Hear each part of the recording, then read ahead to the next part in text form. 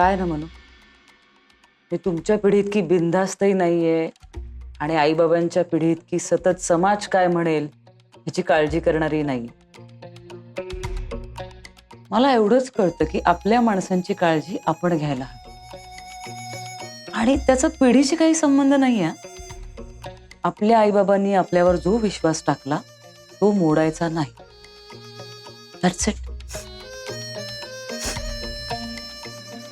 आपले बाबा खूप सेन्सिबल आहेत, पण तरीही त्यांना बसायचा तो धक्का बसलाच नाही. एक मिनिट. बाबांना धक्का बसला म्हणजे तू तू सांगितलंस त्यांना? म्हणून सांगायला हवं होतंच. ते वडील आहेत आपले.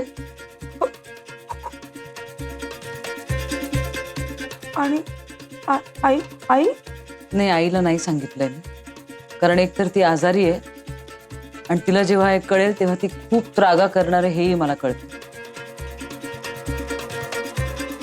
म्हणून बाळा, कधी ना कधीतरी तिलाही हे सांगावं लागणारच आहे ना. ताई, मला खूप लाज वाटते ग. मी कसं फेस करू बाबांना? खूप चिडले असतील ना ते. चिडले नाहीयेत, पण त्यांची खूप घुसमट झाली.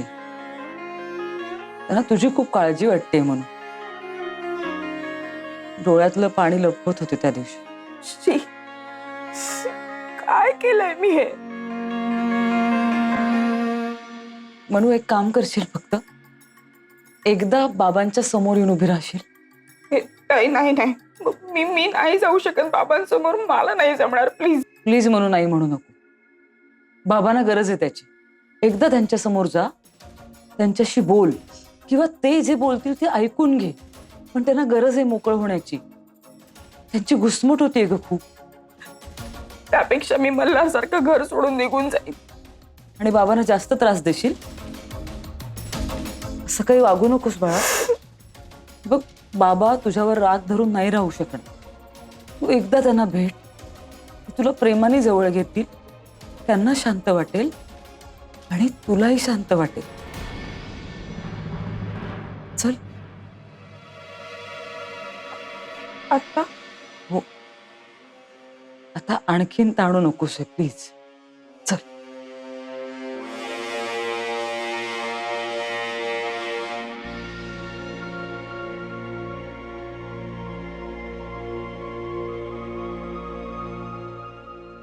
येऊ का? अरे या डॉक्टर अधिराज. हे बघ, डॉक्टर वैशंपायनचं नवीन hospital, grand project. Doctor Vaishampayan त्यांचे ऑलरेडी 1-2 हॉस्पिटल्स आहेत ना? पण माणूस अँबिशियस आहे. सतत असं पुढे पुढे पुढे जात राहतो. इन्सिक्युअर असतील किंवा ग्रेडी. बसा, बोलूया जरा. या.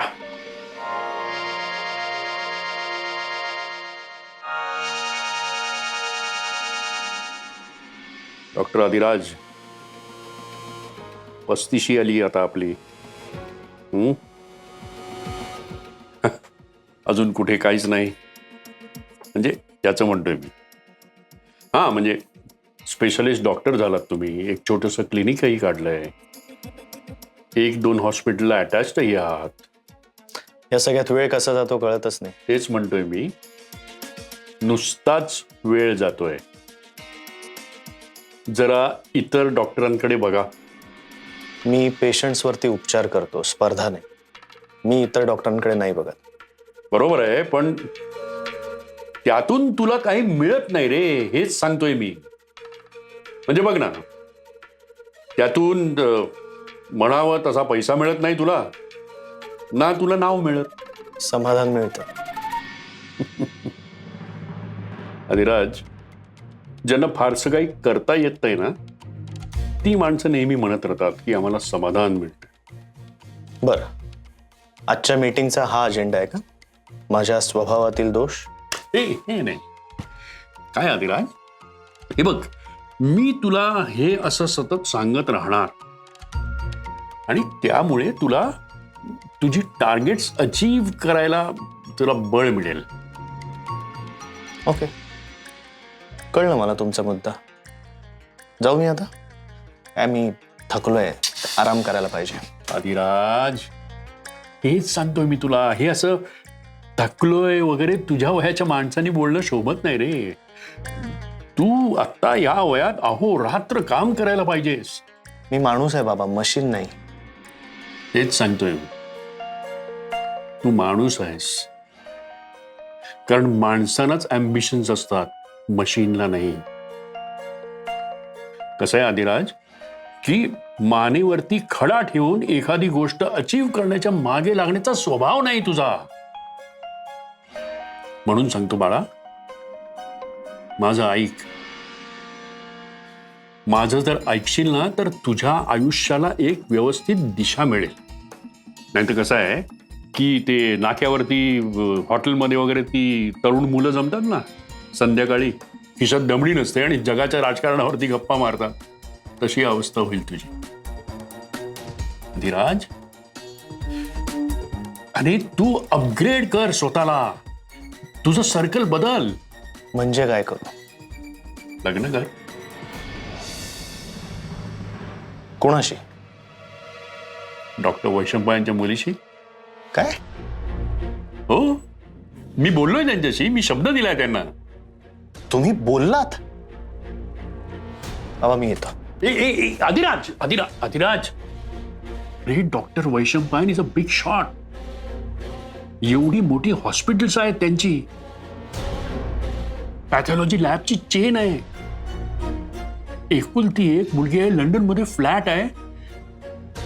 अधिराज, अरे सगळेच जण पैसे कमवतात. डॉक्टरांनी काय पाप केलंय? आणि ते नोबल प्रोफेशन वगैरे हे दिवस गेले आता. म्हणजे बघ ना, एखादा पेशंट गेल्यानंतर कुठलीही शहानिशा न करता त्याचे नातेवाईक जेव्हा डॉक्टरांना मारहाण करतात, तेव्हा त्यांना दिसत नाही डॉक्टरांमधला देव. आपण पैसे कमवायला नको म्हणून मी हे लग्नाचं डील करू? सरळ सरळ सांगा ना बाबा, तुम्हाला त्यांच्याशी पार्टनरशिप करायची? ऑफकोर्स करायची आहे. म्हणून हे marriage of convenience? Why not? नाही बाबा, मला हे लग्न करण्यात इंटरेस्ट नाहीये. अधिराज,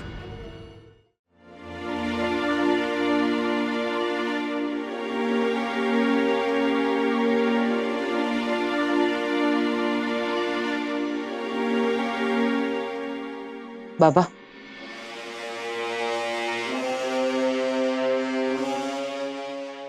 काय झालं?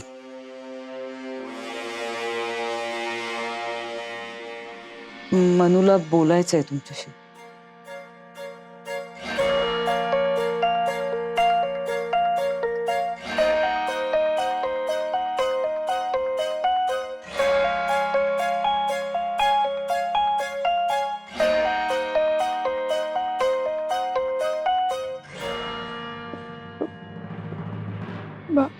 बाबा, ते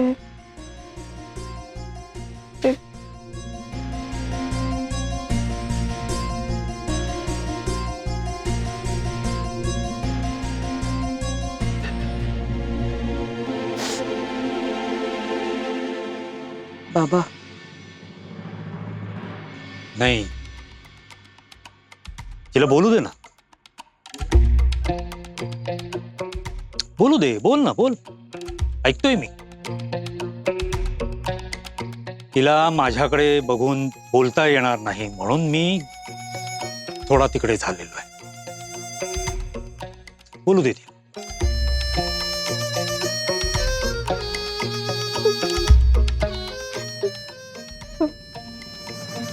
बाबा सॉरी, चुकलं माझं. काय चुकलं? हा?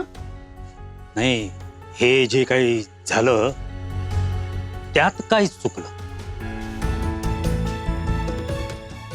सगळंच माझं सगळंच चुकलंय बाबा. नाही, तू नाही चुकलीस. माझी चूक झाली.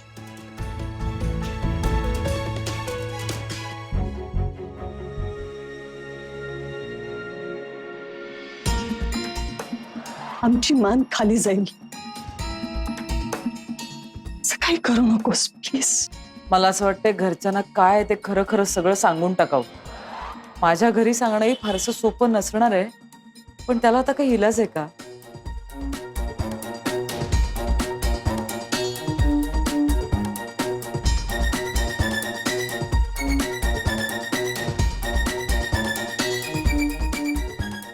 मधुराला सांगू का?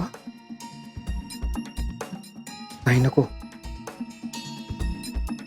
पण कधीतरी सांगावं लागणारच आहे. मल्हार बद्दलची एवढी मोठी गोष्ट तिच्यापासून लपवणं बरोबर नाही वाटत आहे मला. ती कशी रिॲक्ट होईल, काय म्हणेल, काय करेल,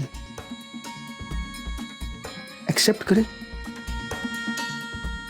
का नाही करणार?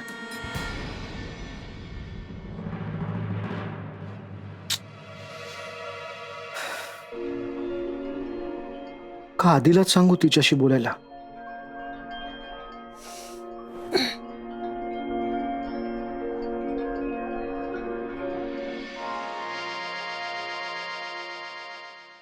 अमोल, अरे काय झालं? झोप.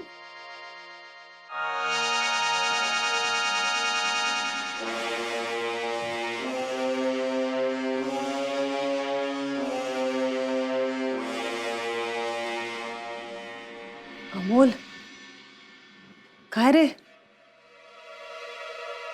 काय झालं? काही टेन्शन आहे का? हो. नाही म्हणजे असं एवढं काही नाही. काय झालंय? काही प्रॉब्लेम आहे का? म्हणजे आपल्याशी रिलेटेड काही प्रॉब्लेम आहे का? नाही म्हणजे आपला घरच्याशी रिलेटेड नाही आहे. माझा मित्र आहे, त्याचा जरा प्रॉब्लेम. काय झालं? ते एवढा काही मोठा इश्यू नाहीये. आजकाल हे सगळं कॉमन आहे. जग कुठे चाललंय आणि लोकांचे विचार बापरे बाप किती मागासलेले. अमोल, आत्ता ना प्रस्तावना नको देऊ. प्रॉब्लेम काय झालाय सांग ना. तो माझा मित्र आहे ना, त्याचा मुलगा आहे, कॉलेजला आहे. त्याचा अफेअर आहे एका मुलीशी. बरं. ती मुलगी म्हणजे त्याची गर्लफ्रेंड, ती प्रेग्नंट आहे. काय? मी तुला विचारत नाहीये, सांगतोय. कारण डॉक्टरांना शब्द देऊन बसलोय मी. उद्या त्यांनी आपल्या सगळ्यांना जेवायला बोलवलंय घरी. तुला यायचंय.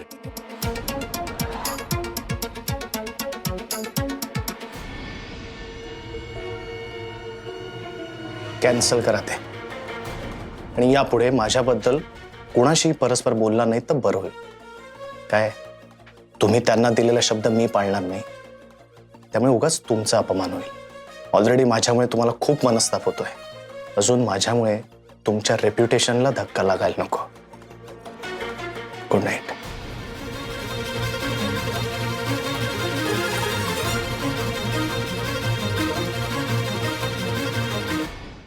चुकांची सुरुवात माझ्यापासून झाली.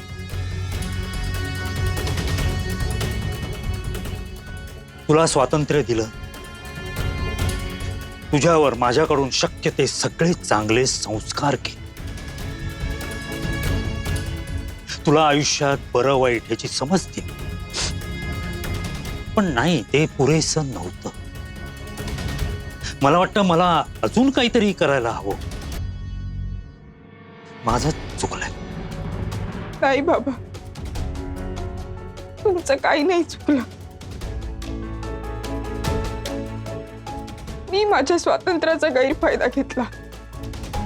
तुम्ही मला नेहमी सगळ्या चांगल्याच गोष्टी सांगितल्या. मी मूर्खासारखी वागले, मी वाहवत गेले, कसलाच विचार केला नाही. हो हो ऐक तू, त्या दोघांना लग्न करायचंय, पण घरच्यांना कसं सांगायचं हे त्यांना कळत नाही. आणि माझा मित्र आहे त्यालाही हे माहिती आहे. त्याची बायको आहे, तिला माहित नाहीये, तिला कसं सांगायचं? त्याला म्हणावं मुलाच्या कानाखाली मार पहिले, आणि त्या बायकोलाही झाप. एवढा मोठा मुलगा आहे, त्याच्याकडे लक्ष देता येत नाही. ह्या फ्रीडमच्या नावाखाली पालक जी काही सूट देतात ना मुलांना, त्यामुळे हे सगळं होत आहे. मुलांना तरी काय घाई असते ना, मला खरंच कळत नाही. पण मुलं आहे ना, ते चुकतातच नाही का? पण पालकांनी त्यांच्या चुका पोटात घ्यायला हव्या ना. या असल्या चुका पोटात घ्यायची काही गरज नाही. आणि ना, शिक्षा झाल्याशिवाय चूक सुधारत नाही माणूस. असं कसं? प्रेमात आहे दोघेही. आपण नाही का प्रेमात होतो, आणि तू 18 वर्षाची असताना आपण लग्न केलं. काही कंपॅरिझन आहे का अमोल? काही काय, लग्नानंतर वर्षभराने मल्हार झाला आपल्याला, आधी नाही. ना आधी हे सगळं करायला मुलींना काहीच कसं वाटत नाही. मला ना आश्चर्य वाटतं. तुझ्या मित्राच्या जागी जर मी असते ना,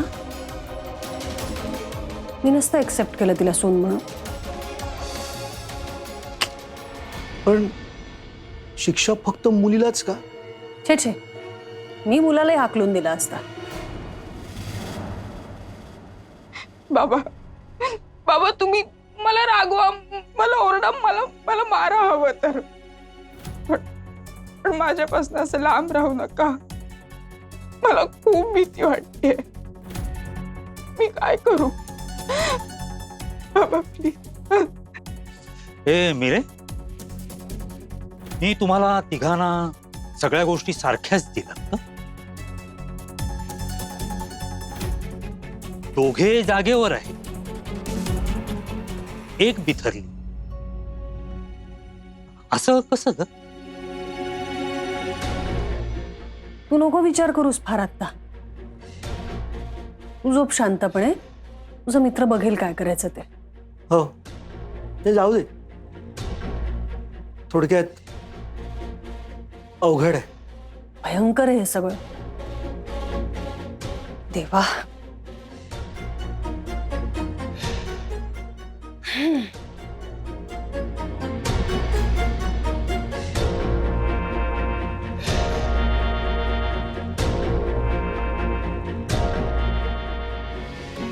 बाबा,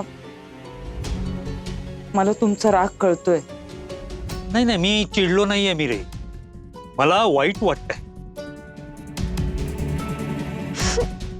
कुठल्याही बापाला कसा आनंद होईल ग हे सगळं ऐकल्यानं. नाही नाही, ते सगळं जाऊ दे, पण ह्या माझ्या बाळाला आयुष्यात पुढे खूप त्रास सहन करावा लागणार आहे. ह्या विचारानं मला वाईट वाटतंय. ए बाळा, म्हणून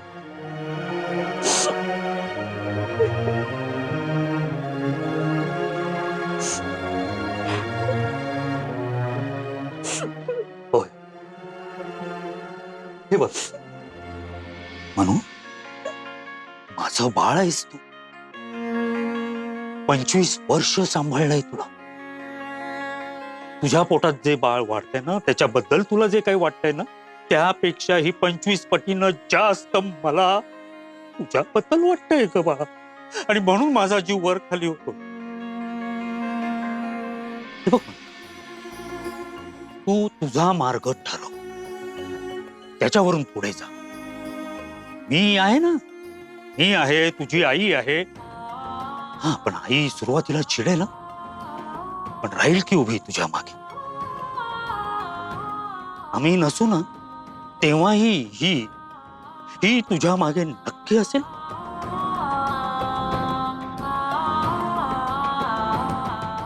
हे सगळं जाऊ, एक गोष्ट लक्षात ठेव, हिला कधीही दुखवायचं नाही, माझ्या मीरेला कधीही नाही. तू आयुष्यभर फक्त तीच तुला साथ देणार आहे, खंबीरपणे. हो ना ग मीरे?